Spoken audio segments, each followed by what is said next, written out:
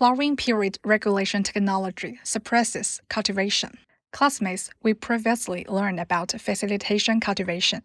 Based on our understanding of flowering regulation techniques, who can explain what inhibition cultivation is?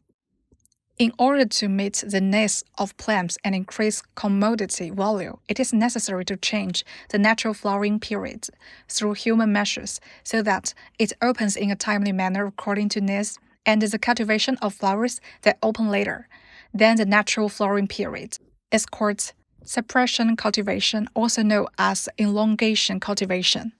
Very good. Whether it is promoting cultivation or inhibiting cultivation according to the type and target flowering period of the flowers, corresponding approaches and methods should be taken to adjust.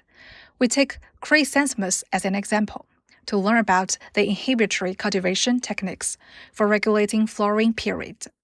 First, artificial shading, short day treatment to control flowering. Most chrysanthemums can only bloom well within 12 hours under short day conditions. Flower bud differentiation that is sensitive to photo period requires short day treatment for 21 to 28 days, while multi-flowered chrysanthemums require longer treatment time, up to 42 days, especially during the first 14 days of short day treatment, which is very strict. First, choose the appropriate variety. Late flowering varieties are recommended for delayed flowering. Sensitivity to shading treatment is required.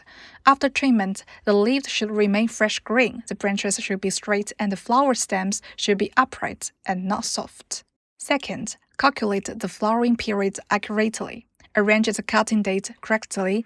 After the cuttings take root, they are planted. Third, timely short day treatment. The shading treatment should start 50 days before the expected flowering and end when the flowers buds start to change color. Fourth, light exposure time. It is advisable to have 10 hours of light exposure. Short light exposure time can easily lead to plant weakness. Due to insufficient photosynthesis time, it is advisable to start shading from 6 to 7 p.m. throughout the day and remove shading from 8 to 9 a.m. the next day. It is best to use black cloth because it has better breathability than oil felt paper and black plastic film, but it is more expensive. Second, artificial supplementary lighting, long day treatment to control flowering when dealing with delayed flowering caused by prolonged sunlight. Several aspects to pay attention to. First, choose late blooming autumn chrysanthemum varieties. The flower bud differentiation period of this type of variety begins in mid to late September, and light treatment must be carried out before flower bud differentiation to delay flower bud differentiation by 40 to 60 days before stopping light treatment. Second, choose appropriate illumination. For every 50 square meters of electric lighting, 160-watt bulb or 100-watt bulb can be used for every 160 square meters. Third, add auxiliary lighting time. After the sun sets, continue to receive continuous light for 4 to 5 hours to save electricity. Intermittent lighting can be used to break the continuous dark period necessary for chrysanthemums flower bud differentiation, 10 p.m. to 2 p.m. during the mid-dark period. To interrupt continuous darkness, it is best to add light for 3 to 4 hours so that both dark periods are less than 7 hours, which inhibits flower bud differentiation. It must be noted that the light intensity should not be less than 55 lux. If using the method of continuous dark interruption, the light intensity should be between 80 to 110 lux. Third, plant growth regulators. Ethylene can inhibit the flowering of chrysanthemums. Spring 200 mg L can suppress the formation of flower buds in chrysanthemums.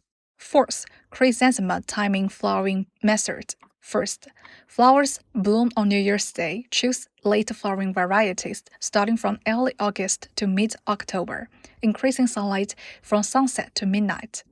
When flower buds begin to differentiate, it is advisable to maintain a room temperature of around 20 degrees Celsius. with a minimum temperature of 15 degrees Celsius. Flowers can bloom on New Year's Day. Second, flowers bloom during the Spring Festival, cut tender branches and cuttings in August. Plant them in mid-September. Store them in a sunny low-temperature greenhouse in late November. Move them into a medium temperature greenhouse in mid-December. Maintain them and bloom in early February of the following year. At this time, the natural sunlight is relatively short, and there is no need for shading treatment. Third, May Day blooms. At the end of November, cut off the branches that have bloomed. Replace them with pots and place them in a greenhouse for cultivation so that the new shoots can grow vigorously. Raise the temperature to around 21 degrees Celsius in January. Flower buds can form in February, and flowers can bloom in mid to late April. Fourth, the flower bloomed on July 1st. Transfer the fruit buds that have been stored in the greenhouse for winter into small pots in mid-April. Cultivate them in the greenhouse and begin shading treatment in early May with 10 hours of light per day. They will bloom by late June. There are many varieties of chrysanthemums with different natural flowering periods. Select suitable varieties for cultivation in different regions and plant them in a timely manner by adjusting methods such as light, temperature, and growth regulators. The flowering time of chrysanthemums can be timely grasped.